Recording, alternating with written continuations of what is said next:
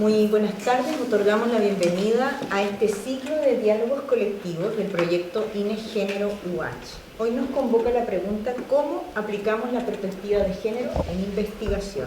Entendiendo que la perspectiva de género es un planteamiento transversal desde la idea de la investigación hasta la difusión de los resultados y no solo comprende disgregar los datos por sexo, sino que también considerar el género como una categoría analítica dentro de los procesos metodológicos y teóricos de una investigación.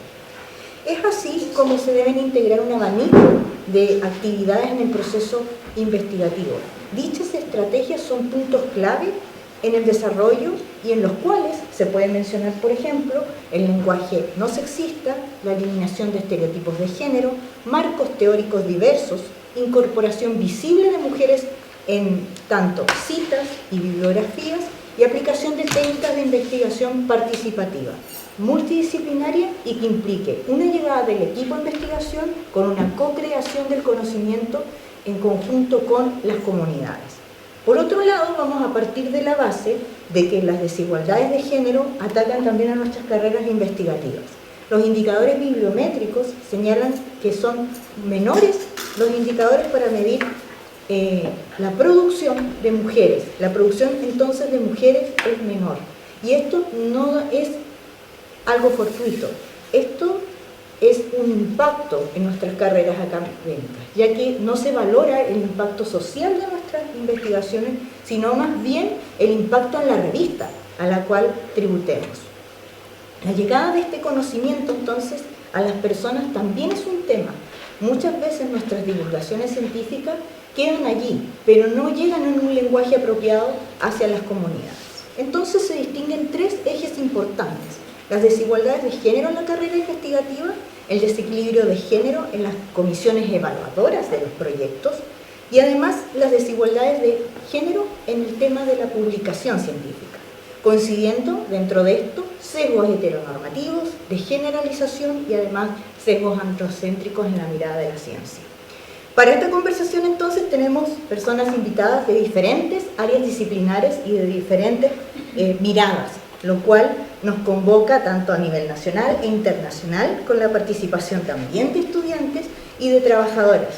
Y hoy en día les damos las gracias por estar aquí también, haciendo esto un enfoque real feminista, un marco inherente a la teoría de organizar en manera colectiva. Damos la bienvenida entonces al proyecto Ciencia 2030, a Anillos, GIFIT, también a Conocimiento 2030 y a CGSEX UH. El panel se desarrollará de la siguiente manera. Cada persona va a presentarse en su nombre, su dirección, de qué proyecto viene, y luego dispone de 5 minutos para poder entregar una breve descripción de su postura. La idea es que podamos mantener el tiempo, ¿cierto? Dado que somos bastantes las personas que estamos aquí, pero lo interesante de esto es que al final de todo vamos a hacer un proceso de co-creación como una lista checklist para ver cómo integramos la perspectiva de género en la investigación. Así que con ustedes, en primer lugar, nuestra invitada internacional, como nosotros ya somos de la casa, ella es Rocío Becerra y se va a presentar allí, digamos, ella misma. Sí, yo tengo uno. Bueno, mientras, primero quisiera agradecer a Ginés por haberme invitado a dar esta plática, es para mí un honor, y a sus integrantes, Gabriela Mesina, Catherine Barriga y Cintia Vergara. Sí. Creo que ya nadie me falta, si me falta una disculpa. Bueno, yo voy a hacer una plática, voy a tratar de hacerla súper rápida. Cuando me invitaron, se me ocurrió hacer esta pequeña presentación de las mujeres en la ciencia, un análisis de 2 instituciones que realizan investigación en México, y esta plática se basa en mi experiencia laboral en 2 instituciones, el Instituto Nacional de Ciencias Médicas y Nutrición, Salvador Subirán, y mi empleo actual en el Instituto de Investigaciones Biomédicas. En el Instituto de Nutrición estuve trabajando, empecé a trabajar en 1994 con un cargo administrativo, pero en realidad hacía funciones de investigación y bueno, finalmente me lograron dar una plaza de ayudante de investigador C en 1998 y ahí estuve 25 años trabajando. Tuve la fortuna de estar en esta institución que tiene un prestigio importante a nivel nacional y también a nivel de Latinoamérica. Y posteriormente concursé por una plaza en el Instituto de Investigaciones Biomédicas de la UNAM. También empecé un poquito desde abajo como investigadora asociado C en el 2018 y ahí tengo ya 6 años trabajando en esta institución que también es una institución de prestigio de investigación en México. Quisiera rapidísimo decirles que el Instituto de Nutrición es una dependencia de los Institutos Nacionales de Salud de la Secretaría de Salud en México, que brinda atención médica de tercer nivel a adultos y fue fundada en 1946, o sea, tiene ya más de 77 años de su fundación. Y el Instituto de Biomédicas pertenece al subsistema de investigación científica y es una dependencia de la Universidad Nacional Autónoma de México, fundada en 1941 y ya tiene más de 80 años desde su fundación. Para no tardarme mucho, les voy a decir cuáles son sus ejes principales de su misión y sus ejes principales, que es la asistencia, la docencia y la investigación. Y en el Instituto de Investigaciones Biomédicas, la misión es la docencia y la investigación. Bueno, yo hice un comparativo de los cargos directivos con respecto a las mujeres y les quiero comentar que desde su creación, como les comentaba, de hace más de 77 años en nutrición, a la fecha pues ninguna mujer ha ocupado la dirección del instituto. Y les comentaba que es una dependencia de la coordinación de investigación, pues hasta la fecha han sido coordinadores los que han tenido este cargo, y en México no hemos tenido una secretaria de salud, ¿no? Yo ahí reflexionaba y decía, ¿por qué las mujeres en el instituto no ocupan cargos directivos? Y bueno, en el Instituto de Investigaciones de Biomédicas, mi actual empleo, afortunadamente sí hemos tenido mujeres directoras. En 1981 pues ya hubo la presencia de una mujer directora y de ahí han 3 más, o sea 4 mujeres directoras, y pues todas han hecho un excelente papel como directoras de esta investigación, de este instituto. Les comentaba que es dependiente de la coordinación de investigación y no se ha tenido un coordinador, pero en este año la que fue aceptada ya una mujer como coordinadora. Y rectores de la UNAM, pues no hemos tenido ninguna rectora hasta la fecha, ¿no? Ahora, yo hice sí una comparación en el Instituto de Nutrición, en donde los cargos de jefatura están principalmente ocupados por hombres, con el 10.5 de mujeres en cargos importantes de jefes de departamento, ¿no? Y con respecto al Instituto de Biomédicas, hay 4 departamentos, tenemos 4 departamentos en el instituto, y de ellos una mujer es jefe de departamento, lo demás está a cargo de investigadores. Y bueno, yo estuve buscando por qué sí me llamaba la atención, porque las mujeres todavía no tenemos tanta presencia en cargos importantes de direcciones y de jefes de departamento. Y pues dentro de las cosas que encontré es la brecha de género en oportunidades educativas y profesionales, desde que hay pues accesos desiguales a educación y capacitación, estereotipos de género que influyen en la elección educativa y profesional, también la cultura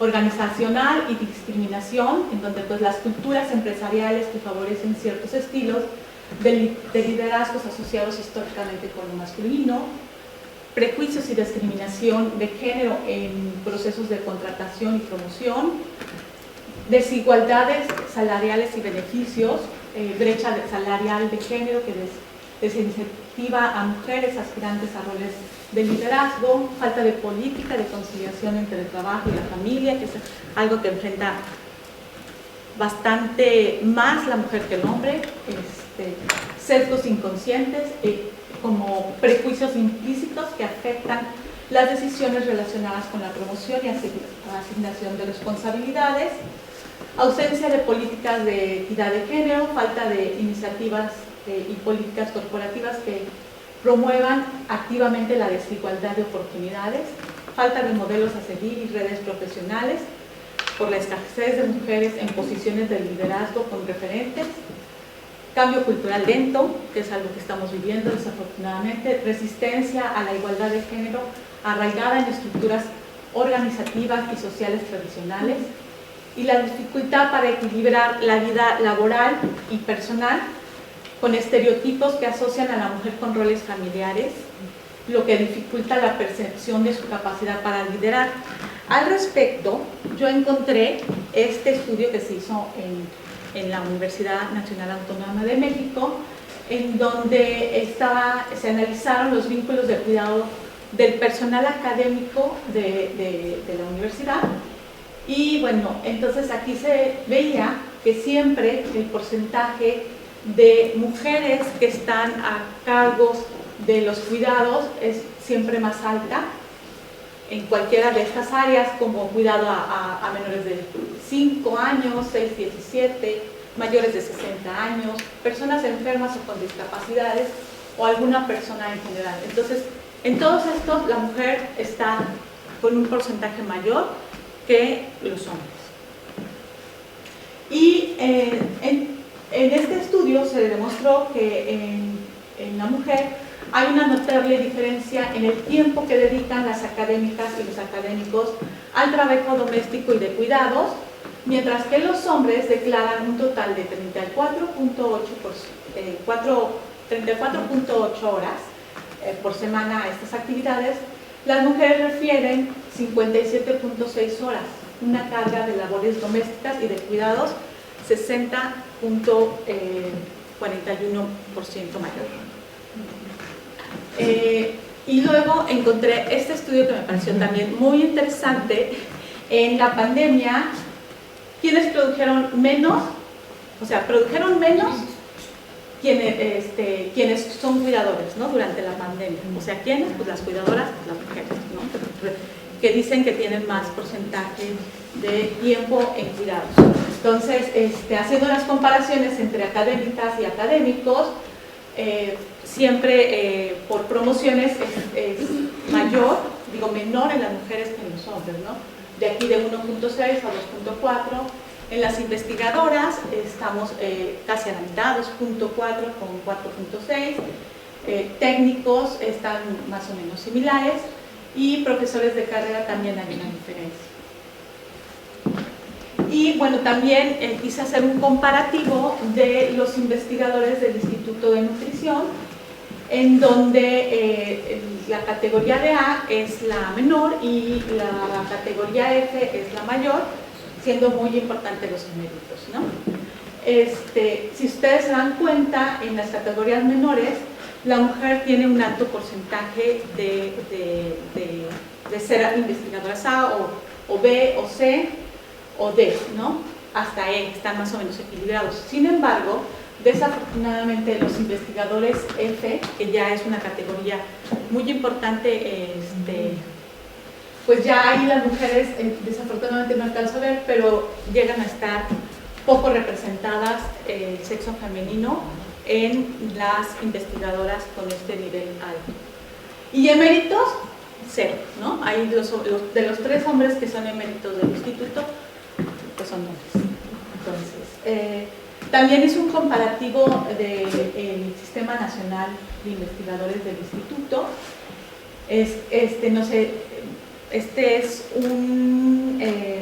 Es otorgado por el Consejo Nacional de Humanidades, Ciencias y Tecnología, y es para reconocer la labor de las personas dedicadas a producir conocimiento científico y tecnológico. Bueno, pues si ustedes van viendo cómo va el porcentaje, otra vez lo mismo, de mujeres candidatas, es ni 1, es ni 2, es ni 3, cómo va bajando el porcentaje de mujeres, a donde pues eméritas 0% y SNI 32%.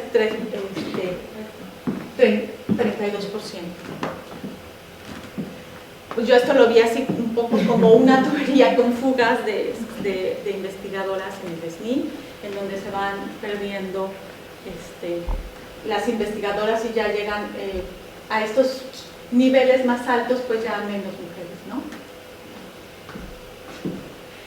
Pero, bueno, aquí hice un comparativo de las investigadoras en el Instituto de Investigaciones Biomédicas y pues yo vi porcentajes más o menos similares, o sea, no veo, la mujer aquí está más representada en cada una de estas distribución del personal académico, en donde veo que hay un porcentaje más alto, ligeramente con respecto a los hombres.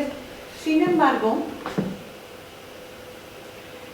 aquí otra vez volvemos a ver un poco la tendencia que en los nombramientos menores, como asociado C, titular A, titular B, pues la mujer tiene mayor presencia, pero desafortunadamente ya en que es el más alto, el titular C, ya el 36% de las mujeres tienen este cargo. Y en méritos, pues ahí sí, todos son hombres, ¿no? El SNI es otra cosa que yo voy viendo como similar entre las mujeres y los hombres, y aquí, por ejemplo, en el 2019 habían 42% de mujeres en la categoría más alta, había una mujer, no había hombres en méritos, pero en el 2020 siento que se ha mejorado muchísimo esta tendencia, en donde la mujer ya tiene 47% de presencia en este cargo, que es el 3 más alto, y una y una. Entonces, el ascenso en la clasificación del SNI se acompaña de una disminución en el porcentaje de mujeres, siendo especialmente preocupante la ausencia total de mujeres en la categoría emérita. Es imperativo concientizar a las autoridades, tanto hombres como mujeres, sobre la realidad de esta situación y la urgente necesidad de implementar medidas que respalden un cambio significativo. Yo aprendí algo cuando me invitaron a dar esta plática, que es esta palabra que se llama interseccionalidad, en donde además, o sea, son dos variantes las que afectan que la mujer esté más presente en cargos como los que le estaba mencionando, y esto lo aprendí con este video de Kimberly Crenshaw. Si alguien puede verlo, está muy bonito el video, y ahí ella explica que además, o sea, que no solamente es un aspecto el que afecta, sino son varios, ¿no? Pueden ser la edad, la raza, la discapacidad, el género, la orientación sexual y la clase social, en donde se pueden estar, una persona tener una, además de una, tener otra más o varias más, ¿no? Y esto yo creo que está pasando un poco en las instituciones, en donde se puede estar siendo mujer, pero por ejemplo en nutrición no es uno médico, entonces ya tiene dos, porque como es una institución de atención a pacientes, es prioritario el médico que los investigadores, ¿no? Entonces ahí, por ejemplo, además de ser mujer, no es médico. Y bueno, yo rapidísimo con la igualdad de género, me da mucho gusto decirles que se han estado haciendo cosas en la universidad. Desde 1992 se empezaron a crear acuerdos que incluían el tema de igualdad de género, y se ha estado haciendo cosas hasta 2022. Y en nutrición también, este es en el Instituto de Biomédicas, que se creó la formación de la Comisión Interna para la Igualdad de Género en Biomédicas, y esto se creó en el 2021. Entonces ya se empieza a poner en presencia la igualdad de género y a trabajar al respecto, lo cual a mí me dio mucho gusto. Y en nutrición, en el 2011 ya se empieza a hablar de atención a la salud reproductiva y la igualdad de género en salud. Y hubo algo muy importante que sucedió en nutrición, que yo todavía trabajaba ahí. En el 2020 hubo un muro de denuncias de puras mujeres en las que hasta con nombre y apellido evidenciaban discriminación, acoso sexual, etc., ¿no? Y ante esto el director se puso muy listo y creó la igualdad de género en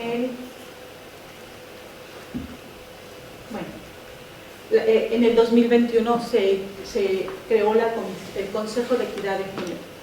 Entonces, bueno, pues creo que ahí vamos avanzando poco a poquito y creo que empezamos a tener un poco de presencia para tener. Y bueno, pues esto es mi plática y mi reflexión de lo que nos pasa a las investigadoras en instituciones en donde todavía nos falta un poco de presencia como mujer en muchos aspectos. Muchas gracias. Gracias.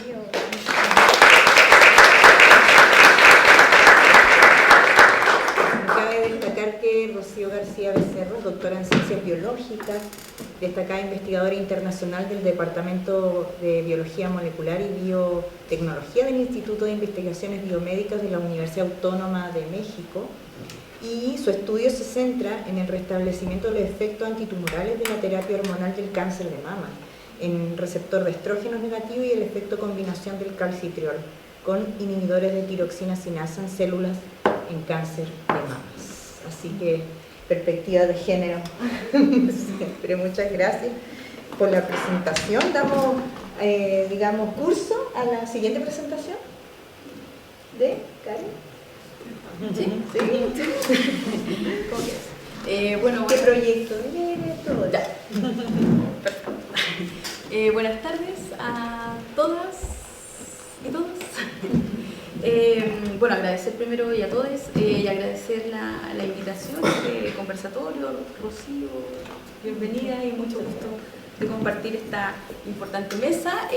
Bueno, yo soy directora del proyecto Conocimiento 2030, un proyecto de convocatoria de ANIT, un instrumento nuevo de las políticas públicas que busca fortalecer el desarrollo del conocimiento, de la formación y la investigación en los ámbitos de las HARCS, Humanidades, Artes y Ciencias Sociales, y por eso este proyecto es un proyecto institucional que convoca a las facultades de Ciencias Jurídicas y Sociales, la Facultad de Arquitectura y Arte y a la Facultad de Filosofía y Humanidades. ¿Ya? Es un proyecto que este año se plantea fundamentalmente levantar un diagnóstico institucional para ver, digamos, el estado en la Universidad Austral del desarrollo de la formación y de la investigación en estas áreas del saber, que como sabemos en general en el sistema universitario son áreas que sobre todo fueron muy duramente golpeadas por la dictadura militar, ¿cierto? Y que además no se han generado en el periodo postdictatorial instrumentos públicos que permitieran fortalecer y romper ciertos desequilibrios, desigualdades que ocurrían en las casas de estudio en relación a esta área. Entonces, yo más que contarles, digamos, en datos lo que hemos podido recabar en relación a este diagnóstico, que algunas cosas puedo contar, como en relación, por ejemplo, a la feminización de ciertas carreras de las humanidades y las artes en especial, feminización en términos de la matrícula universitaria, también una importante participación de investigadoras en estas áreas, con mucha visibilidad pública y referente a nivel nacional, y por lo tanto la perspectiva de género es transversal no solamente en docencia, sino también en investigación en estos ámbitos. Pero sí quisiera plantear algunas de las reflexiones o de las discusiones que hemos tenido a propósito, ¿cierto?, de la perspectiva de género en nuestros ámbitos de desarrollo y cómo la perspectiva de género ha permeado la generación de conocimiento y la docencia, ¿ya? Primero, partiendo de esta, bueno, la pregunta, ¿cierto?, ¿cómo aplicamos la perspectiva de género en la investigación, en este caso en las humanidades, artes y ciencias sociales? Y yo creo que la primera reflexión que hacemos es que la perspectiva de género no solamente debe tener como resultado, ¿cierto?, agregar a mujeres en el ámbito o hacerlas visibles, ¿cierto?, en los ámbitos cuantitativos o en los ámbitos de generación del conocimiento, sino que la perspectiva de género viene a generar una transformación radical en la forma en la cual nosotros producimos conocimiento y construimos socialmente el conocimiento, ¿ya? Es decir, algo que presentaba Rocío, la perspectiva de género nos permite cuestionar las distintas jerarquías en las cuales, ¿cierto?, opera la construcción de la sociedad, en la cual opera el poder fundamentalmente, ¿ya? O sea, el género nos permite hacer visibles las relaciones de poder y cómo se han construido tradicionalmente jerarquías por razones, ¿cierto?, de edad, clase, raza, género y otras. Y esto yo creo que es relevante porque entonces la perspectiva de género no solamente nos permite hacer visibles a las mujeres, sino que hace visible el conjunto de desigualdades sociales, ¿cierto?, y problemáticas sociales vinculadas, ¿cierto?, por la lógica jerárquica de cómo opera el poder, ¿ya? Y en ese sentido a mí me parece que eso es relevante porque nos permite ver entonces cuáles serían todavía los caminos o los trayectos que nos quedan, digamos, por avanzar. Y también en el ámbito de la investigación nosotros podemos reconocer, digamos, distintos niveles en que sí la perspectiva de género ha permeado la forma en la cual nosotros hemos producido conocimiento. Un nivel, digamos, el método, ya como hoy en día existe, se han abrazado a nivel de técnicas de investigación, ¿cierto?, algunas que permiten generar instancias efectivas de recopilación de información a partir de métodos participativos o a partir de otra escucha social, ¿cierto?, a partir de estos métodos, que es un nivel en el cual las investigaciones se han transformado. Un segundo nivel se refiere a la metodología, que es la teoría de los procedimientos, ¿ya? Es decir, como por ejemplo abrazamos metodologías feministas en investigación, ¿ya?, que es un trayecto distinto a solo decir, mira, yo trabajo con perspectiva de género porque escojo una entrevista participativa y incluyo, o un focus, y incluyo en los focus equidad de género respecto a sus participantes, ¿ya? Cuando abrazamos, escogemos una metodología de investigación como conjunto de procedimientos, ¿cierto?, que nos va a llevar a resultados para visibilizar de mejor manera no tan solo, digamos, la diferencia de género, sino también las otras diferencias que componen el conjunto de grupos sociales. También estamos generando una transformación respecto a las lógicas de investigación. Y un tercer nivel, que yo creo que ahí es donde todavía tenemos importantes desafíos en los distintos ámbitos y áreas del saber, el nivel epistemológico, o podríamos más bien decir, ¿cierto?, en cómo se genera o se construye la teoría del conocimiento, ¿ya? Y ahí yo creo que la mayoría de las investigadoras que trabajamos con una perspectiva de género y que además somos feministas, nos situamos, digamos, desde el paradigma o la epistemología feminista, ¿ya?, que sí hace una ruptura con lo que nosotros llamamos como el canon tradicional en la investigación, ¿ya? Pero yo creo, o el diagnóstico que hacemos, es que ese nivel es más complejo, ¿ya?, de transformar o de superar o de ir generando transformaciones efectivas, porque su nivel que está vinculado, como bien decía Rocío, con las escalas superiores de donde se construye el poder o la toma de decisiones respecto a cómo se genera el conocimiento. Ya estamos hablando de que se construye canon del conocimiento las comunidades académicas, fundamentalmente, ¿cierto?, no solamente masculinizadas, sino donde está representada las lógicas tradicionales, que muchas de ellas son portadas por también investigadoras mujeres, ¿cierto?, pero que portan en sí paradigmas conservadores y tradicionales respecto a cómo se construye la investigación y la área, digamos, del conocimiento. Comunidades académicas que no quieren, digamos, transformar los cánones, comunidades académicas que están cruzadas también y que se hacen parte, por ejemplo, de los grupos de estudio de ANID, que están representadas en las comisiones de jerarquización en las instituciones universitarias, comunidades, ¿cierto?, que copan las comisiones de contrataciones también en las universidades, y por lo tanto, ¿cierto?, en estas comisiones o en estos espacios donde se concibe las áreas del saber de una manera tradicional, conservadora, ¿cierto?, no hemos logrado permear o transformar con la perspectiva de género cuando se toman decisiones en estas en materias significativas para generar una transformación efectiva en el ámbito de la investigación. Solo para dar un ejemplo de una, digamos, de una cuestión que viene desde hace ya varios años cruzando esta discusión, ¿cierto?, es toda la polémica respecto a por qué se asignan recursos públicos a investigadores que han sido, digamos, sancionados por casos de ABD en instituciones universitarias, ¿ya? O sea, nosotros diríamos, bueno, si en esos espacios de toma de decisiones estuvieran, ¿cierto?, investigadoras o estuvieran colegas que tienen una perspectiva de género, además casos, digamos, no ocultos, sino casos públicos, saltarían toda la alerta respecto a no tomar, digamos, una decisión y cuestionar o no ser parte o cómplice de cómo se han tomado esas decisiones.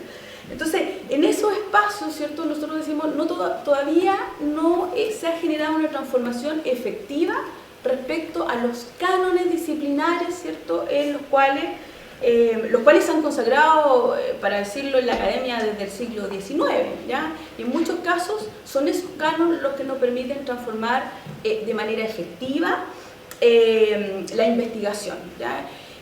Porque hay que recordar, ¿cierto?, que la investigación con perspectiva de género y enfoque feminista lo que busca es generar un tipo de conocimiento, como aquí se ha dicho, ¿cierto?, no solamente que permita nutrir los anaqueles de las bibliotecas, sino sobre todo generar una transformación en las vidas de todos los seres que habitamos el planeta. Eso no sé si... Muchas gracias, Karen.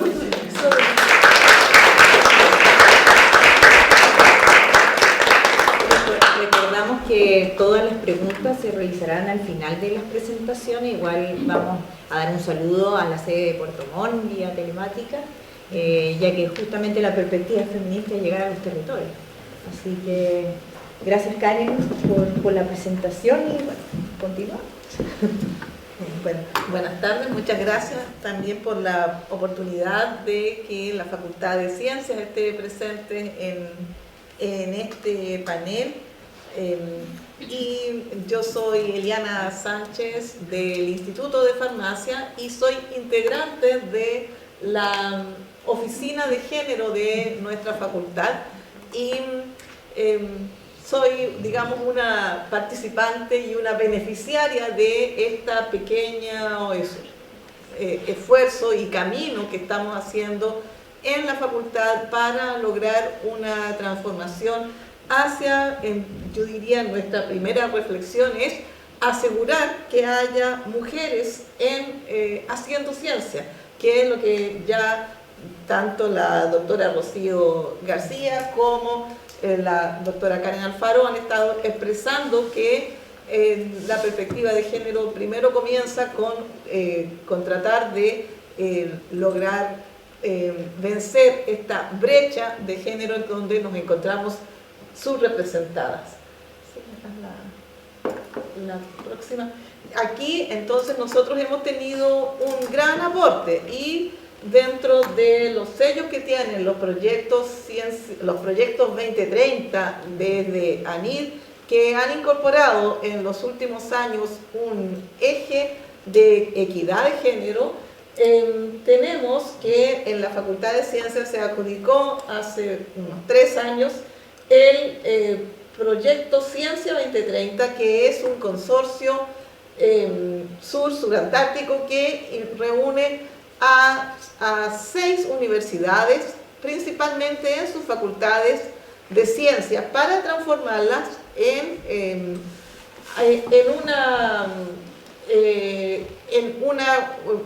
facultades que puedan estar dando cumplimiento con las modernidades y con los requerimientos actuales de la ciencia. Dentro de uno de los 3 objetivos específicos del proyecto Ciencia 2030 es el aumentar la participación y liderazgo de las mujeres en la docencia, los proyectos de investigación, la transferencia tecnológica, la innovación y el emprendimiento de base científico-tecnológica al interior de las facultades, entonces, que se reúnen en este consorcio.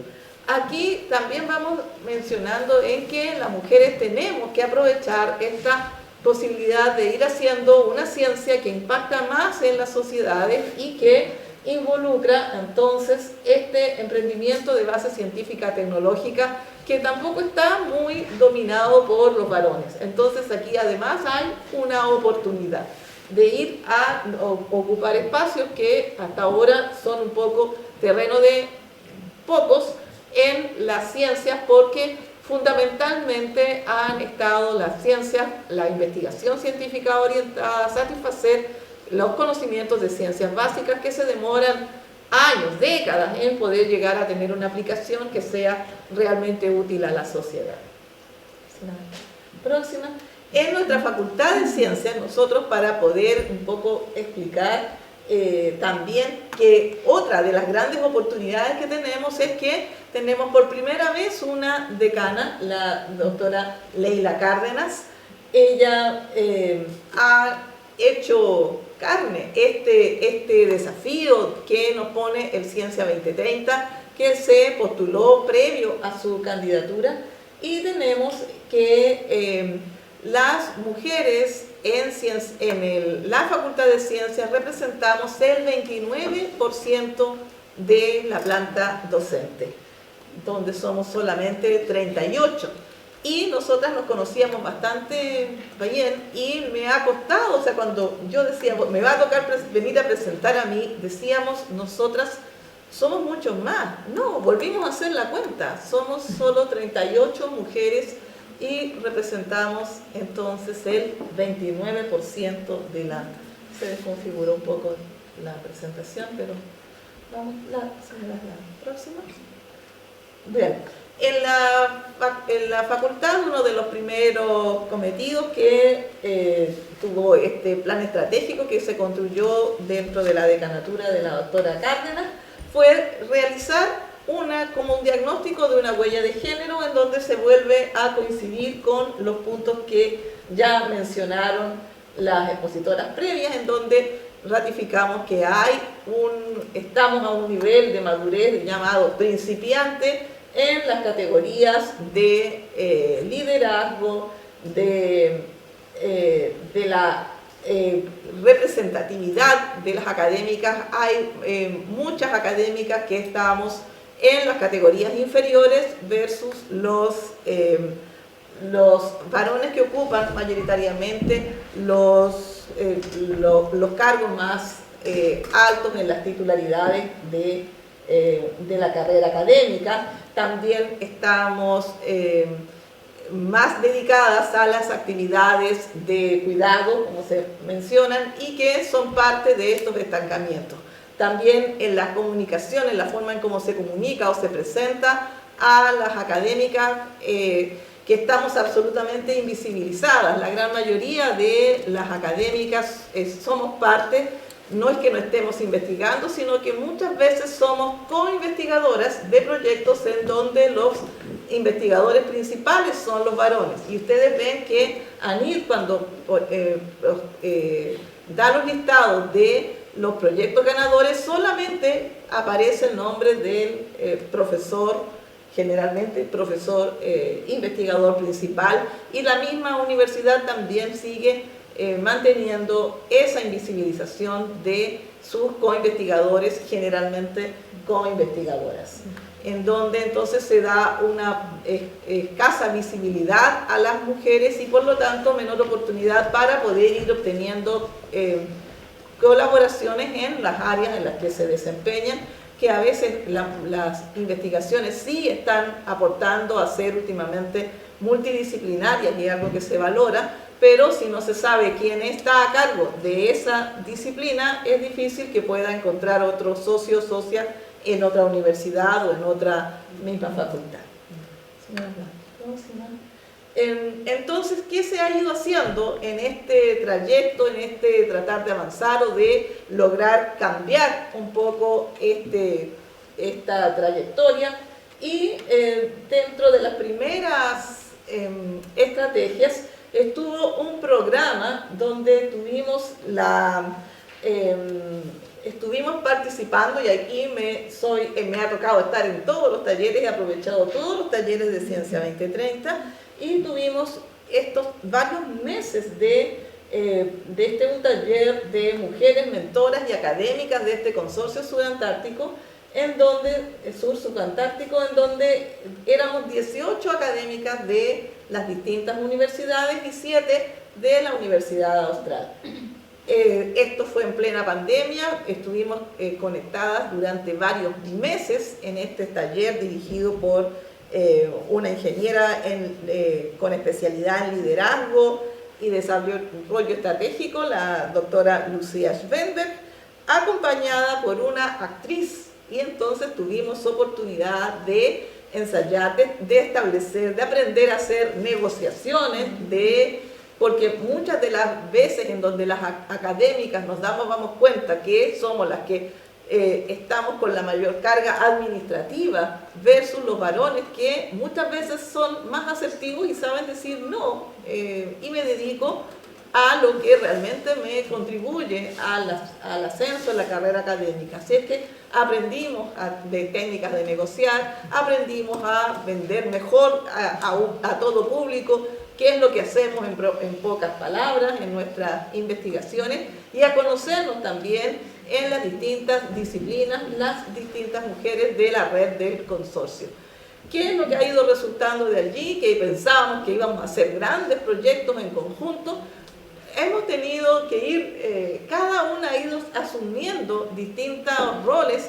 Hemos tenido que funcionó muy bien la parte del liderazgo femenino y el adquirir la autoconfianza. Muchas fueron capaces de postularse incluso a cargo de rectoría, otras fueron llamadas a cumplir diferentes funciones en sus regiones, y por lo tanto hemos tenido poco el poder cumplir un poco conformando esta red que decíamos nosotras que nos íbamos a desarrollar en la multidisciplina, mirándonos nosotras mismas y buscándonos como en estas redes de coinvestigadoras. Pero hemos tenido esta otra ganancia en donde la visibilidad de estas mujeres mentoras, académicas y líderes y con mucha mayor autoconfianza han logrado escalar por lo menos y hacerse visibles. Una de nuestras académicas de CIMAS es nuestra actual prodecana, por ejemplo. Si me das la próxima.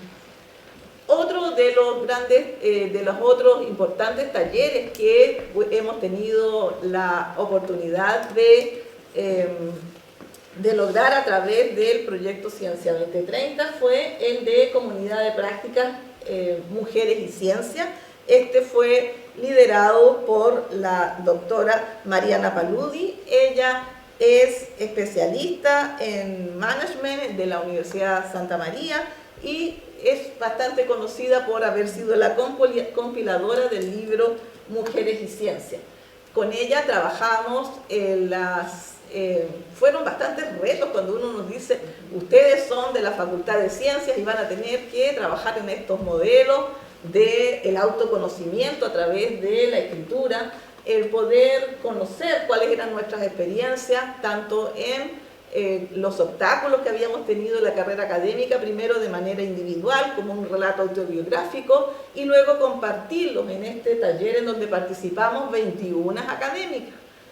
21 de las 38. Entonces uno dice, estamos llegando a, por lo menos, a sensibilizar a un gran porcentaje de nuestras académicas de la facultad. Y nos fuimos dando cuenta que muchas de las experiencias que habíamos vivido las estaban teniendo también en distintos niveles las mujeres de toda la facultad. Y allí entonces se crean además estos lazos de comunidad, del saber, del reconocerse en los distintos estados de dificultades que hemos tenido, y también las que somos más antiguas en la carrera académica podemos estar vigilando de que estas mismas situaciones no las tengan que volver a vivir las académicas que recién se integran a la universidad.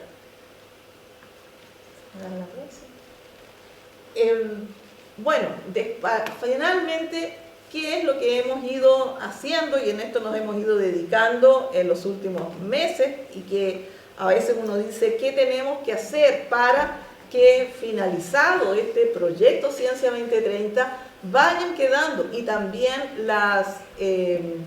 como les decía, tenemos por primera vez una decana mujer. Ella está ahora iniciando su segundo periodo, pero queremos que todos estos aprendizajes vayan a ser permanentes en la facultad. Entonces estamos trabajando en la creación de un manual de recomendaciones de buenas prácticas de género para la facultad. Este manual de buenas prácticas, con la metodología que uno ahí la ve muy organizada, fue guiado por las sociólogas que son las profesionales del proyecto institucional Cambiar es Avanzar, Consuelo Balbontín y Andrea Núñez. Allí nosotros estuvimos entonces trabajando en construir digamos, algunas de las reglas de la equidad de género, también hicimos algunos grupos focales en donde hubo varias entrevistas donde íbamos mirando y lanzando algunas de las ideas que finalmente han ido siendo plasmadas en este manual, que lo tenemos al nivel de borrador y está circulando en la facultad para ir haciéndole observaciones. Aquí en este taller se logró durante todo el trayecto que participáramos 27 de las 38 academias. En casi mi última lámina. Bueno, entonces, el resumen de estas buenas prácticas podemos mencionarlas en que tenemos unas estrategias de comunicación con perspectiva de género. Esto es a que a todas las académicas y académicos se nos presente por igual, no que se nos antepongan a veces que somos madres de tantos hijos, sino que que toda la comunicación sea entonces igualitaria, que no se siga invisibilizando a coinvestigadores y coinvestigadoras cuando así corresponda. También que haya plataformas de financiamiento con perspectiva de género. Por ejemplo, que si alguien está pidiendo algún dinero en la facultad, para a veces cuando se quedan sin proyecto o que hay que mandar a publicar algo, tengan preferencia de alcanzar estos fondos, grupos que incluyan mujeres en sus grupos de investigación y en sus equipos de investigación. También incorporar una valoración integral del quehacer académico y de las trayectorias de las investigadoras, justamente porque hay muchas investigadoras que sus investigaciones no alcanzan estos números o no se publican sus investigaciones, que son multidisciplinarias o investigación aplicada, no tiene a veces los mismos estándares de las publicaciones WOS que escogen los varones, que van por la línea más rápida. A veces toman una línea rápida. Nosotras las mujeres a veces tendemos a ser más conscientes de qué es lo que estamos investigando y queremos que nuestras investigaciones impacten en la sociedad más que en los índices de factor de impacto. Bueno, y finalmente estamos proponiendo un programa formativo de desarrollo de carrera académica con perspectiva de género, en donde lo puedan tomar tanto las toda persona que ingrese contratada a la universidad, como las personas que están tomando cargos, que adquieren cargos de directoras adentro de la Facultad de Ciencias. Ahora, entonces, el comité de género en el que hemos estado trabajando en esto, somos varias de las que hemos ido tomando todos estos talleres. Nuestra directora, que se encuentra ahora en una salida a terreno, parte de sus investigaciones, es Nicole Collin, y tenemos varias otras académicas que también hemos ido conociendo y con las que hemos ido ya postulando a distintos proyectos en conjunto. y que somos de diferentes facultades y así es que podemos hacer investigación aplicada multidisciplinar. Y no quiero dejar de mencionar a nuestra coordinadora de Ciencia 2030, que es Eliana Sotomayor, que nos impulsa, nos ayuda a difundir todas las tareas en las que estamos. Como este comité hemos también logrado, decíamos que iban a haber financiamientos especiales para mujeres y logramos, por ejemplo, establecer que uno de los concursos que tradicionalmente se están haciendo en la facultad para financiar a los estudiantes tesistas de pre y posgrado incluyera una perspectiva de género, y como comité revisamos este reglamento haciendo que postularan, se adjudicaran este proyecto este año mujeres, estudiantes mujeres que trabajaran con un patrocinante varón o mujer, o bien varones que tuvieran exclusivamente patrocinantes mujeres. Y es así como se financiaron 20 proyectos y tuvimos una buena convocatoria en la postulación y ningún reclamo de varones. Eso también debo reconocerlo. Los varones se han ido dando cuenta, si bien a veces nosotros esperábamos recibir retroalimentación en este borrador que circula del Manual de Buenas Prácticas de Género. No hemos tenido muchas, pero tampoco hemos tenido reclamos por el respecto, así que quiere decir que está empezando a plasmarse y este fue nuestro primer ejercicio como tal. Esa es mi última lámina, así es que muchísimas gracias.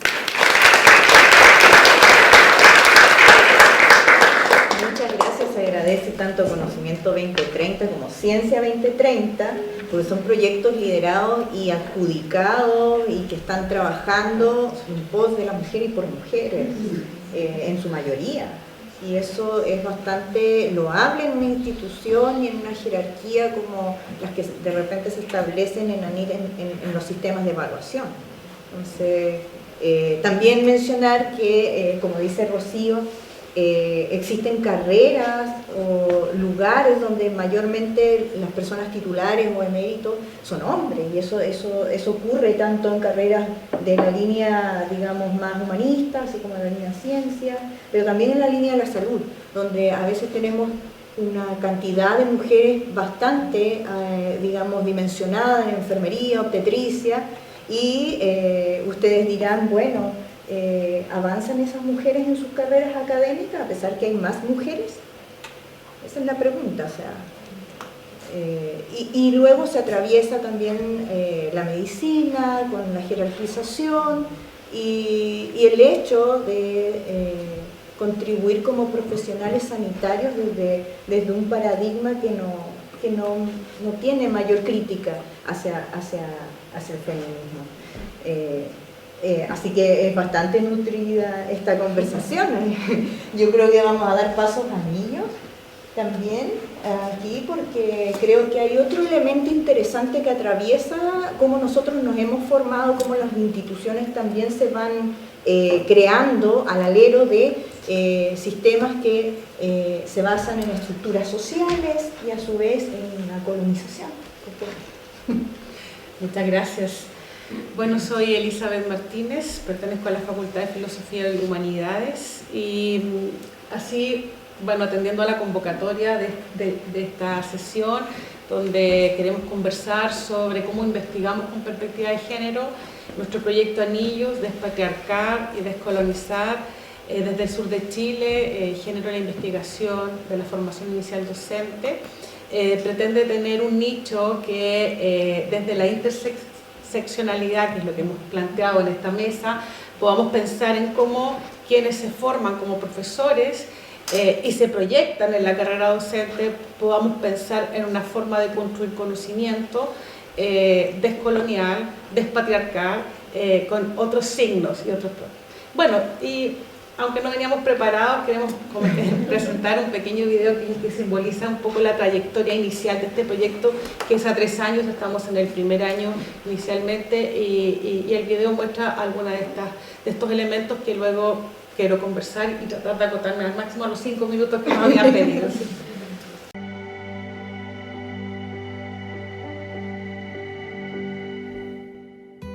Proyecto Anillo de Investigación Asociativa. Despatriarcar y descolonizar desde el sur de Chile. Género e investigación en la formación inicial docente. El proyecto Despatriarcar, decolonizar desde el sur de Chile, género e investigación en la formación inicial docente, busca unir el feminismo interseccional con la educación indígena a fin de desarrollar procesos metodológicos de investigación que impacten en la formación inicial docente y que puedan empoderar y autodeterminar a estudiantes y futuros profesores que están emprendiendo esta marcha hacia la construcción de conocimiento. Todos los años que he desarrollado mi carrera, mi práctica, mi sustento y mi amor, he procurado unir estos ámbitos. Y trabajar con los estudiantes ha sido parte de la felicidad. Parte de la felicidad de estos años en libros como este, que hicimos en un proyecto que vinculaba precisamente a la Universidad Austral y a la Universidad Católica. Y este proyecto Anillo me hace especialmente feliz porque todos, todas, todos tendrán las posibilidades de adquirir las herramientas necesarias, la metodología para poder investigar, enseñar, escribir. En el proyecto Despatriarcar y descolonizar desde el sur de Chile, sostenemos la necesidad de que familias y comunidades mapuches, y por sobre todo el saber mapuche representado en ellos, tenga un rol fundamental en la formación de los futuros profesores para nuestro país. La descolonización y la despatriarcalización son dos aspectos que este proyecto busca incorporar dentro de la formación inicial docente.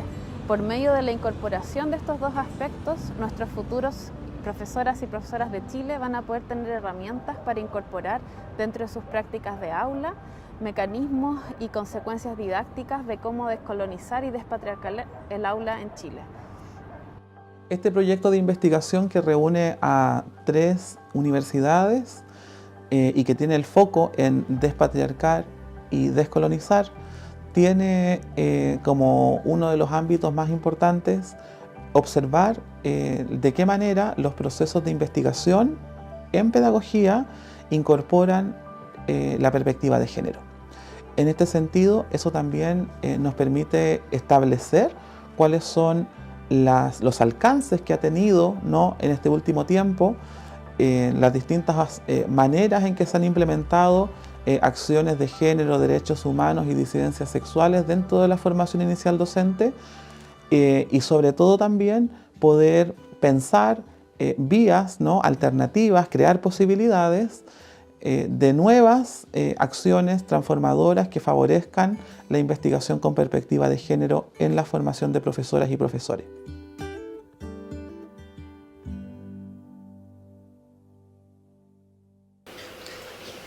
Bien, este es un resumen del GIFIT en cuanto a posicionamiento y tomando en cuenta la discusión a la cual nos hemos convocado en este contexto, este proyecto que ha pensado en la construcción de conocimiento, es decir, las formas de investigar en la formación inicial docente, se piensa y se ha postulado, como ya lo han dicho mis colegas ya en el video, que no se puede descolonizar si no pensamos también desde el despatriarcado.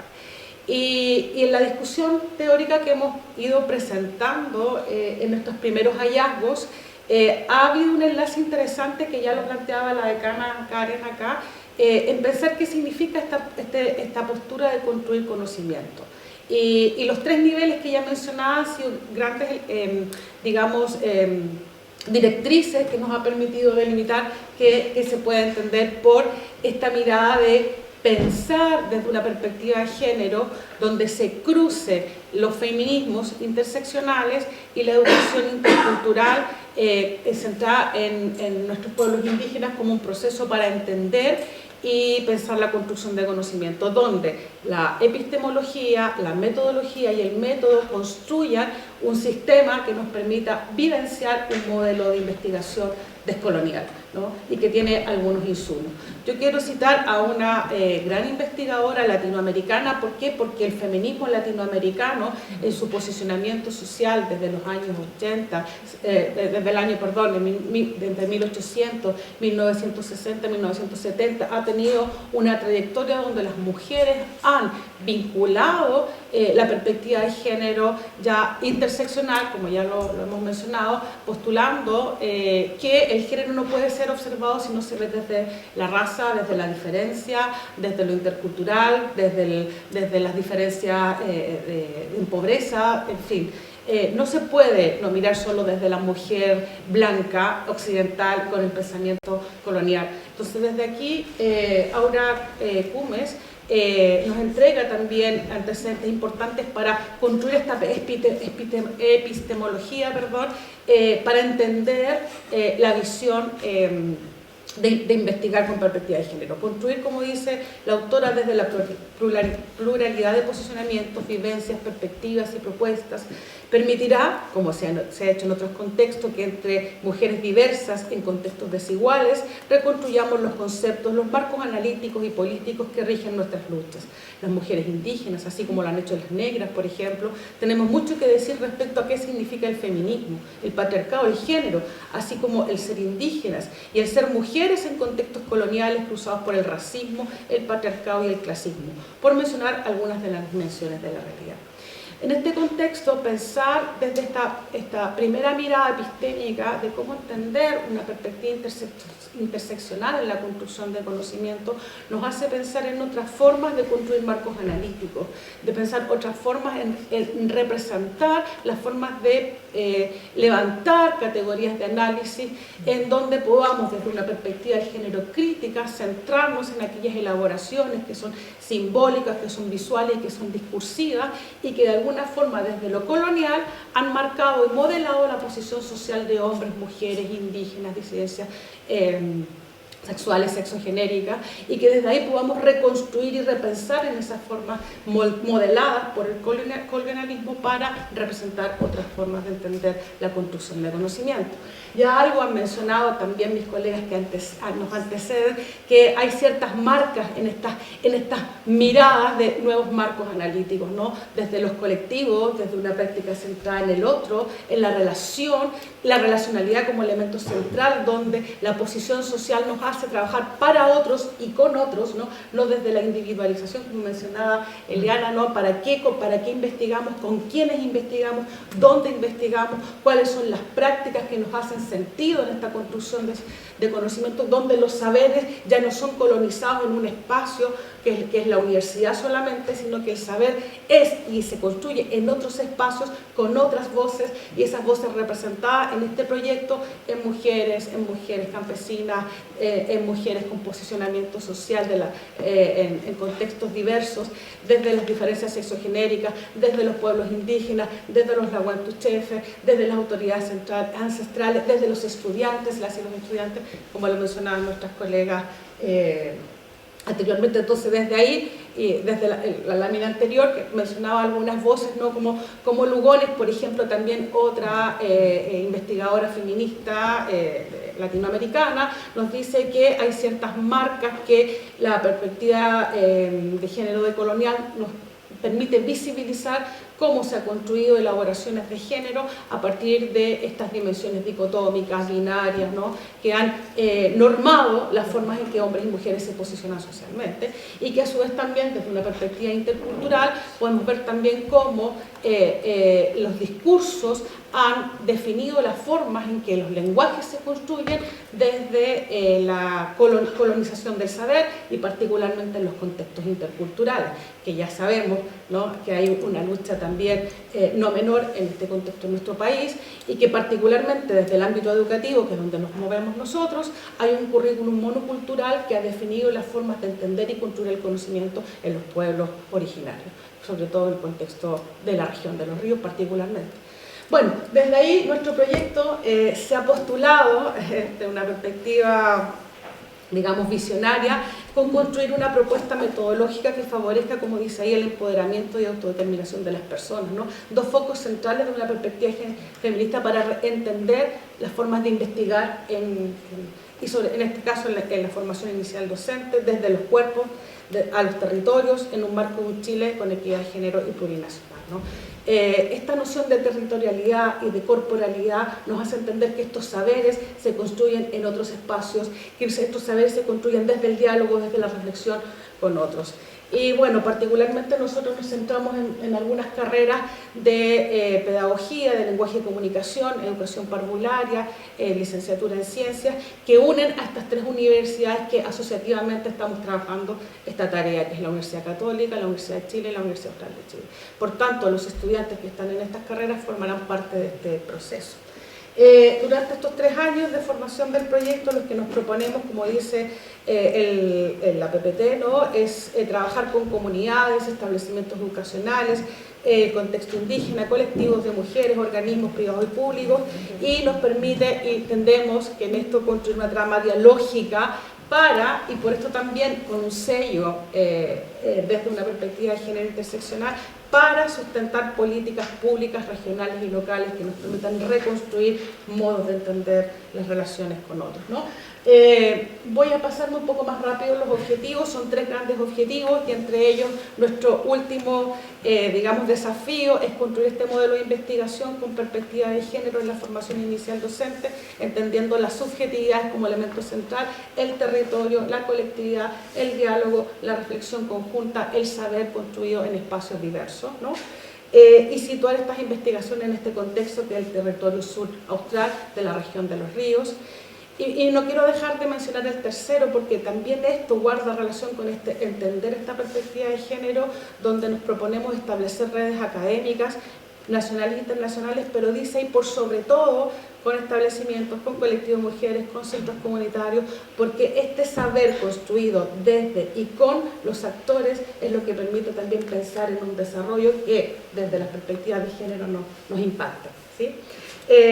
Solo como para, entendiendo que vamos en el proceso ya de los 5 minutos, solo algunas muestras. Aquí nosotros tenemos nuestra página web, algunas de las, he transitado un poco de la epistemología hacia la metodología y quiero mostrarles algunos métodos que ya hemos ido implementando y el cual nos han permitido también dialogar desde estos marcos analíticos, como mencionaba, donde nos han permitido simbolizar, visualizar y distinguir estas prácticas discursivas y visuales.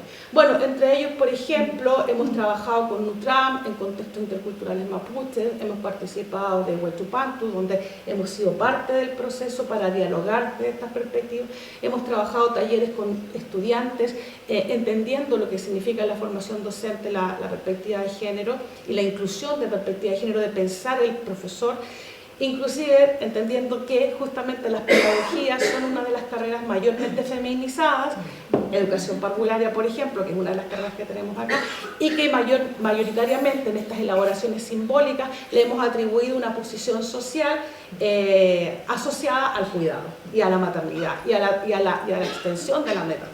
Entonces, cómo deconstruir también estas formas de entender el conocimiento nos ha permitido dialogar con estos actores. Hemos trabajado con instituciones educativas y con las instituciones educativas estamos trabajando en una investigación coparticipativa donde desde las necesidades locales vamos a construir programas de desarrollo intercultural y de perspectiva de estudios de ciencia con perspectiva de género, y aquí miro a la colega, porque están los colegios interesados en que sus estudiantes que son y que tienen aspiraciones científicas de desarrollo lo puedan ver desde su perspectiva de género. Bueno, entre otras, hemos tenido trabajos con normalistas, con profesoras normalistas, etc. Entonces, esta metodología, y ya con esto cierro, bueno, ahí están los investigadores, no los quise no dejar, somos un equipo, y particularmente no hablamos de directores ni directores alternos, aunque Anit lo pide, pero nosotros somos un equipo muy transversal y la forma de construir las relaciones de trabajo están también en esa línea, que es parte de la construcción de este conocimiento, ¿sí?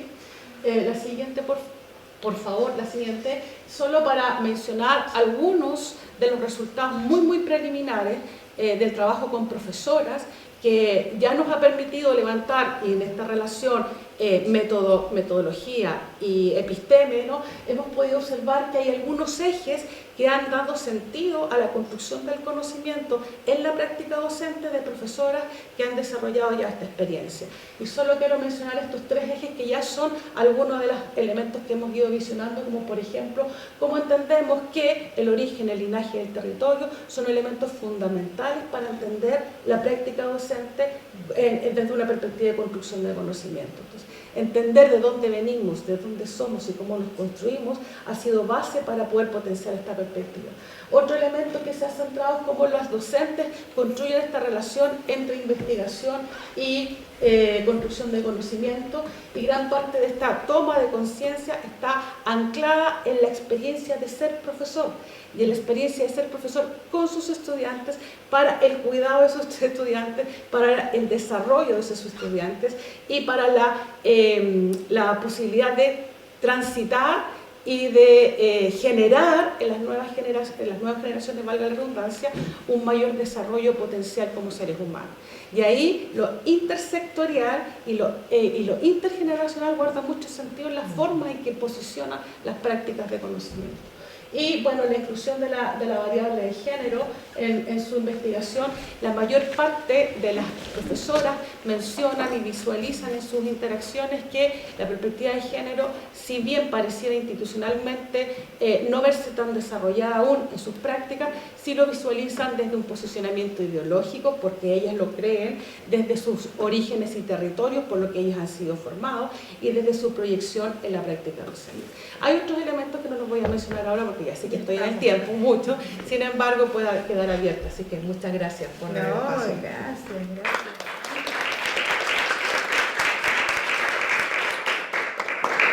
Creo que es vital que INEGénero como proyecto nosotros generemos estos espacios donde se encuentran diversos proyectos al mismo tiempo, dando visiones, porque generalmente en la construcción patriarcal que tenemos una individualización de proyectos.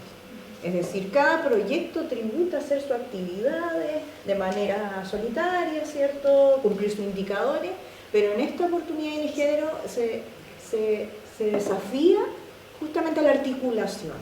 Y en ese contexto también, si nosotros vemos las diversas digamos, opiniones que se están dando aquí, es importante cuando, por ejemplo, Eliana nombra a sus investigadoras con nombre y apellido. Y cuando tú dices somos un equipo también, porque eso también es parte de cómo tratamos en el diario y nos deconstruimos también. Pero también podemos mencionar que tanto los indicadores, ¿cierto? Como nos mostraba Rocío, lamentablemente el levantamiento de indicadores está asociado a un perfil binario. Es decir, aquí estamos hablando de hombres y mujeres en ciencia. Pero, ¿y qué pasa con las diversidades sexogenéricas? ¿Y qué pasa con nuestros estudiantes? Entonces, aquí donde quiero invitar a representantes de SGC, y me siento muy, muy halagada de estar en este panel con tanta mujer, digamos, que lucha y es potente dentro de sus ámbitos. Así que Lili, presenta. Muchas gracias, Cintia, y muchas gracias también al resto del panel por darnos esta charla maravillosa entre distintas académicas de no solamente de diferentes facultades, sino también diferentes países. Yo soy, Lili Victoria, estudiante de Administración Pública, la primera mujer trans en estudiar en la Facultad de Ciencias Económicas y Administrativas de la UACH, la primera mujer trans abiertamente, porque hay que decirlo. Y hoy día nos reunimos para conversar acerca de cómo aplicamos las perspectivas de género en la investigación, y desde la Secretaría podemos mencionar primero que nacemos como una articulación producto de las movilizaciones feministas del 2014 y el 2018 en nuestra casa de estudios. Si bien antes se mantuvo activa y con alta participación nuestra organización, producto de la misma pandemia se disgregó el nivel de organización y se ha ido retomando paulatinamente en la medida que también se retomaron las elecciones federativas, ¿no? Este organismo estudiantil, feminista y disidente, es el encargado de articular en pregrado al conjunto de resto de actores que haya presentes en la comunidad universitaria para promover un modelo de prevención, intervención, sanción y reparación a la violencia de género. Y para retomar dicha labor consideramos importante y necesario partir por cuantificar y graficar con estadísticas rigurosas la realidad del estudiantado LGTB en la Universidad Austral, en este caso la sede de Valdivia, porque solamente somos la secretaría electa por el campus de acá. Nos encantaría aplicarla en Puerto Montt o en los otros, las otras sedes. Pero bueno, con este estudio nos quisimos preguntar primero cómo viven el proceso educativo los estudiantes LGTB y QINB+, en la UACH, cuáles son las deficiencias del sistema universitario frente a la discriminación de la homo, lesbo, bi, transfobia, y cuáles son las necesidades del estudiantado LGTB en la UACH. En este estudio participaron 323 estudiantes de pregrados de todas las facultades y sus respectivas carreras. Se realizó durante un mes y medio, entre el 1 de octubre y el 15 de noviembre del 2023.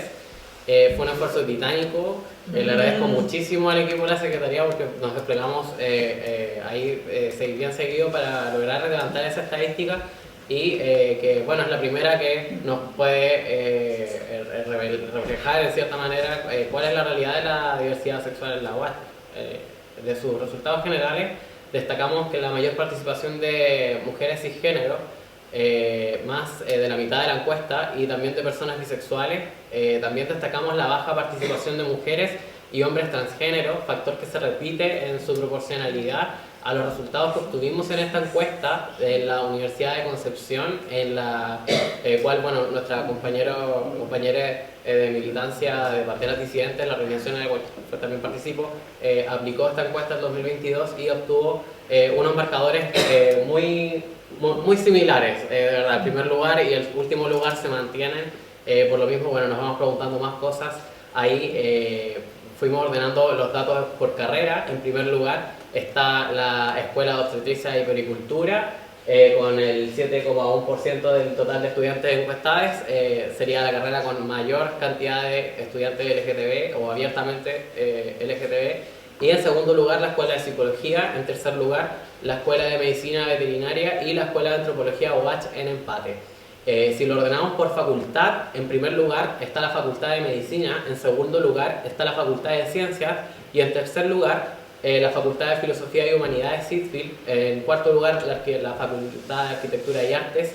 Y si consideramos las facultades con la menor cantidad de estudiantes LGTB, en primer lugar está la Facultad de Ciencias Jurídicas y Sociales, Facultad de Derecho, en segundo lugar la Facultad de Ciencias Forestales y Recursos Naturales, UACH, en tercer lugar en la Facultad de Ciencias Agrarias y Alimentarias, UACH, en cuarto lugar la Facultad de Ciencias Económicas y Administrativas, FACEA, UACH.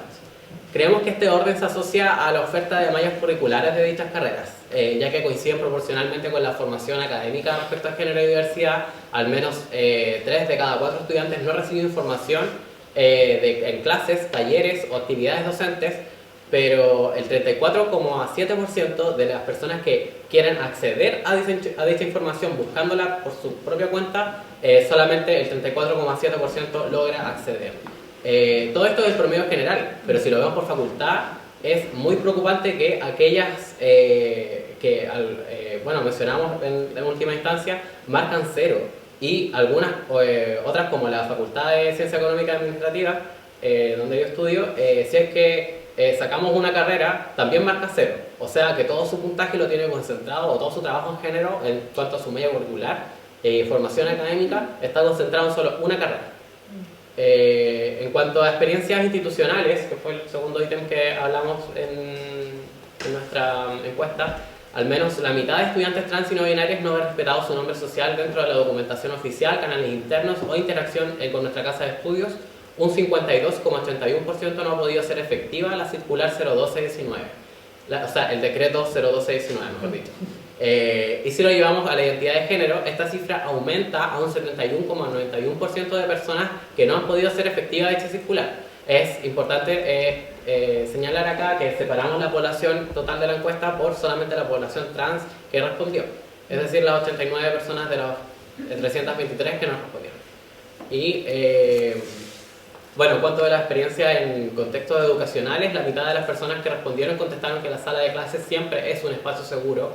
Uno de cada 4 estudiantes, 24,77%, asegura haber vivido discriminación por parte de algún docente, cifra que en algunos lugares nuevamente se mantiene esa proporcionalidad, donde las con peores indicadores son nuevamente las mismas, Facultad de Derecho, la Facultad de Agronomía, donde nuevamente este promedio está por sobre el general. Y bueno, el 1 de cada 3 estudiantes de la universidad, 31,25%, asegura haber vivido discriminación por parte de algún docente. Y 3 de cada 10 estudiantes no cuentan con un espacio seguro o red de apoyo. Respecto a necesidades y carencias, el 65,9% considera que la UACH no se preocupa por las problemáticas de los estudiantes LGTB. 4 de cada 5 estudiantes, 79%, considera que la respuesta de la UACH a las problemáticas y necesidades del estudiantado es insuficiente o no existe. El 59,8% desconoce la existencia de manuales o instancias que prevengan la violencia hacia las personas LGTB en la UACH, como lo es el reglamento ABD o el mismo decreto 012 para el respeto del nombre social y el reconocimiento del cambio de nombre registral. Esta cifra bueno, disminuye cuando vemos que hay un 56% que reconoce el conocimiento de mecanismos que sancionan la discriminación. Es muy distinto pensar desde la prevención a la sanción. Se conoce más un modelo sancionatorio y punitivo. El 78% de las encuestadas, 8 de cada 10 estudiantes consideran que estos protocolos y sanciones casi nunca o nunca son efectivos. A raíz de lo anterior, el mismo 78%, 8 de cada 10 estudiantes respondió que son necesarios nuevos mecanismos frente a la discriminación o al menos replantear los que ya existen, es decir, hacer de nuevo el reglamento ABD. En línea de ello, se consultó la urgencia de reformular o crear herramientas para enfrentar la violencia hacia las diversidades y el 92% indicó que es urgente o muy urgente. Es interesante señalar que dicha cifra disminuye en aquellas facultades que tienen una cantidad mayor de disidencias y aumenta en aquellas facultades e incluso llega al 100% en algunas con menor cantidad de disidencias sexogenéricas. Por ejemplo, las personas que creen que en la Facultad de Ciencias Forestales tienen que cambiar esto y es muy urgente, llega al indicador del 100%. En la Facultad de Derecho también. Entonces, vemos que bueno, ese mismo porcentaje baja drásticamente en la Facultad de Ciencias o en la Facultad de Medicina. Claro. Porque claro, están más conformes, ven mayores avances dentro de su facultad o de su carrera y por lo mismo consideran que no es tan urgente. Pero aún así, en promedio general, es una cifra bastante alta. Lo mismo ocurre bueno, cuando vemos la calificación a la situación del estudiante LGTB, un 41% califica la situación como muy negativa o negativa. Dicho indicador aumenta y disminuye con la misma proporcionalidad. Otro punto que nos preocupa es que un 87% de los estudiantados no conoce ni identifica espacios para comunicar y organizarse respecto a estas problemáticas, frente a un 13% que sí conoce, y si le preguntamos a ese porcentaje qué instancias conoce, la con mayor nombramiento es la CGSEX, con un 4,34% de margen de conocimiento, bajísimo. Después le sigue el Círculo de Mujeres y Disidencias con un 1,86%, las asambleas de carrera o de facultad, una instancia muy válida, yo lo he ocupado para plantear cuando he tenido problemas con compañeros, y también después bueno, le sigue la Comisión ABD, después Panteras Disidentes con un 0,62% de conocimiento, o sea, casi nada, más bajo aún Valdiversa, y después bueno, el resto de las que salían en el listado, en la siguiente, ahí está, bueno, en la siguiente, en esta, se ve cómo organismos oficiales o la mayor instancia de representación estudiantil, como lo es la Federación o la Consejería Académica de Facultad, solamente tuvieron una mención. O sea, es un 0,91% de las comunidades LGTB de la Universidad Austral sabe que puede acudir a la Federación o Consejo Académico de Facultad en caso de recibir discriminación. También consideramos que es súper lamentable el nivel de conocimiento que tiene ABD porque debería ser el primero, incluso mayor que la misma Secretaría. Pero bueno, algo es algo y podemos levantar igual este estudio cerrando con una estadística que siempre habíamos querido levantar desde la Secretaría respecto bueno, al nivel de deserción académica de las disidencias en nuestra casa de estudios, porque muchas veces hemos escuchado testimonios o casos de estudiantes que desertan de la universidad porque no ven un lugar seguro para iniciar su transición, porque no ven un lugar donde puedan también desarrollar su misma identidad de género, ni tampoco su misma en sí proyección de vida. Al fin y al cabo la diversidad también nos vamos cuestionando nuestro misma planificación familiar y diversos puntos que eso cuando tienes a muchas más referentes o muchos más referentes a tu lado es un proceso más fácil. Y bueno, 1 de cada 4 estudiantes de la LGTB de la UACH, 26% del total de encuestados conoce algún caso de deserción académica de alguna disidencia, y esta cifra nuevamente es proporcional a las peores facultades en las que va aumentando y a las mejores facultades o con mejor puntuación en que va disminuyendo. O sea, es algo que también nos preocupa. Y tanto sea por motivos de discriminación, dificultades financieras y problemas asociados a la salud mental, hay 1 de cada 5 estudiantes LGTB, 22% del total de encuestados, ha tenido problemas de acceso a la vivienda, un tema que también hemos hablado hartas veces en muchas instancias, sobre levantar un cupo trans en los hogares, porque justamente esta cifra se condice con que tenemos el 27,55% de las personas que contestaron la encuesta son personas trans, y qué maravilla, o sea, justo el 22% del total de encuestados tienen problemas de acceso a la vivienda. O sea, son cifras que nuevamente se condicen y hacen, caso a la misma precarización que hay de la comunidad. Conclusiones. Tenemos varias. Esta es una imagen que aprecio mucho porque fue cuando se tomaron la dirección de asuntos estudiantiles, tras una situación de discriminación en la cual no se abordó muy bien, y fue bonito, fue muy reparador de hecho recibir el apoyo de otros estudiantes, de que otras personas se involucraran, intervinieran, que fueran capaces de levantar incluso una movilización, incluir en el petitorio este tema del cupo trans en los hogares.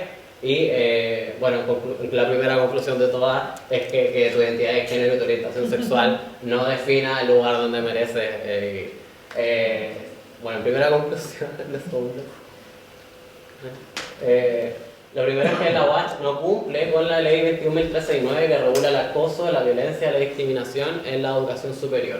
Esto, lo decimos porque el 15 de septiembre del año 2022 entra en vigencia la ley que regula el acoso, la violencia y la discriminación en todos los recintos de educación superior, y esta establece la responsabilidad institucional que hay frente a cada caso. Se establecen los plazos que hay para responder, los límites que tiene también la institucionalidad, la obligación que tiene en investigar, sancionar y reparar la violencia de género. Y para ello debe contar con 2 modelos como mínimo: una instancia que reciba las denuncias, como es la actual Comisión ABD, y otra instancia que se encargue de implementar políticas, planes, protocolos y reglamentos sobre discriminación, acoso y violencia de género, y esa instancia debe llamarse una dirección de género.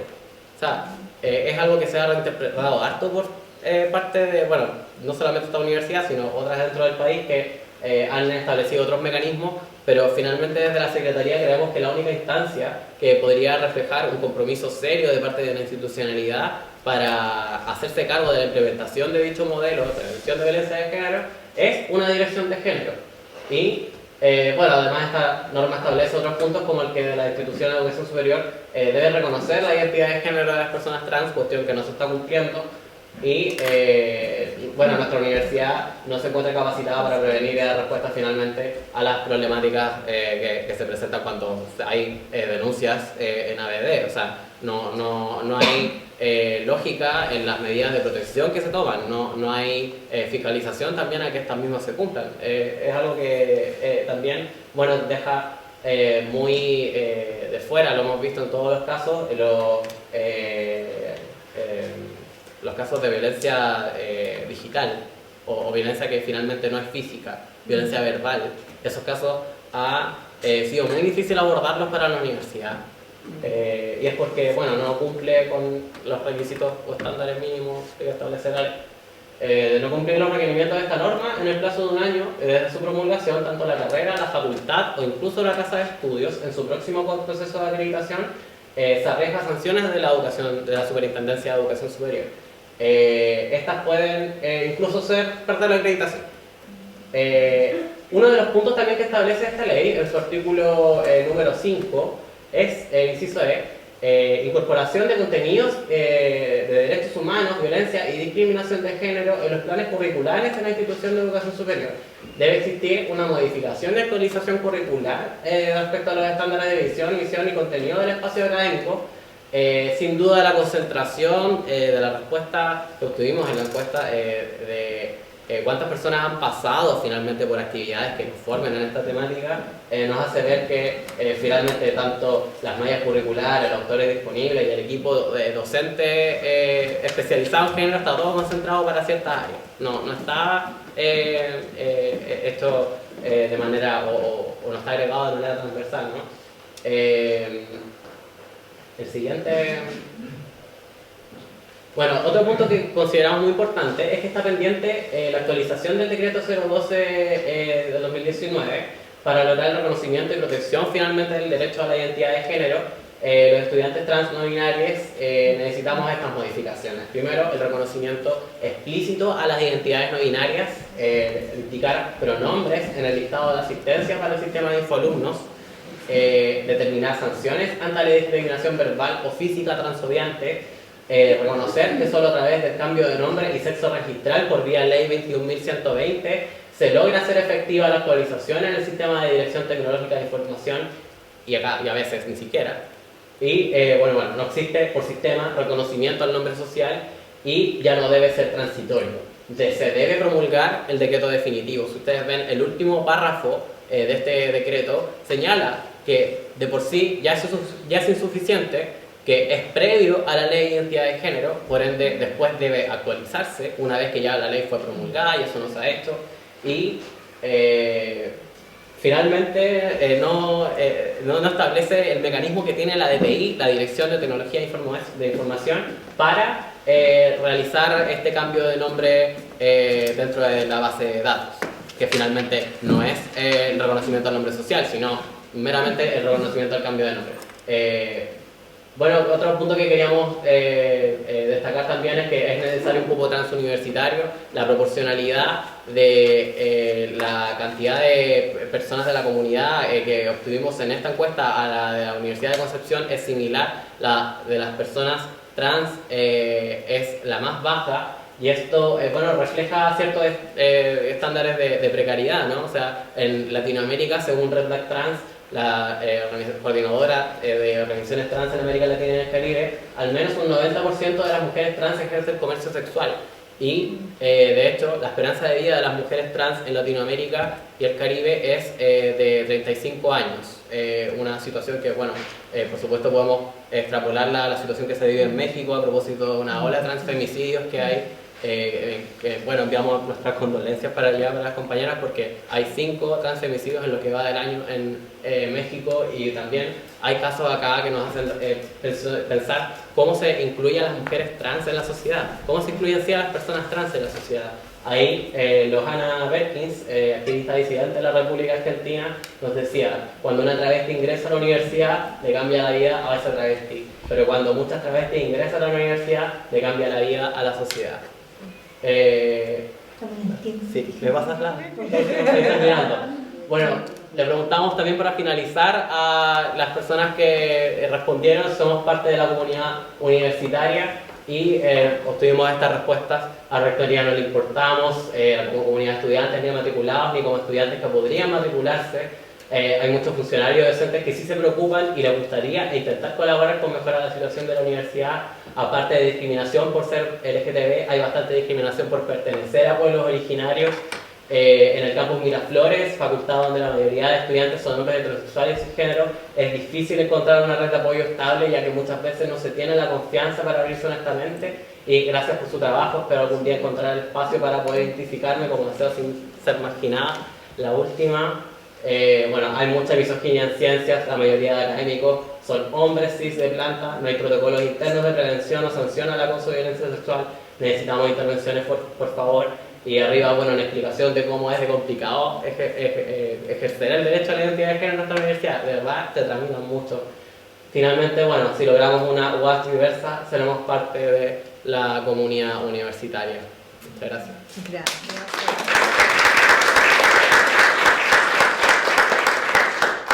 Se agradece, Lili, igual porque sé que hay pocos espacios para que puedas demostrar esta encuesta y es un insumo también metodológico para poder realizar investigaciones y no también mirar la investigación desde un punto de vista heteronormado, sino que entender que existen múltiples realidades y eso puede atravesar ciencia, educación, ¿cierto? Salud y otras más como inclusive todas las humanidades que están fuertemente ligadas a ver una realidad mucho más amplia.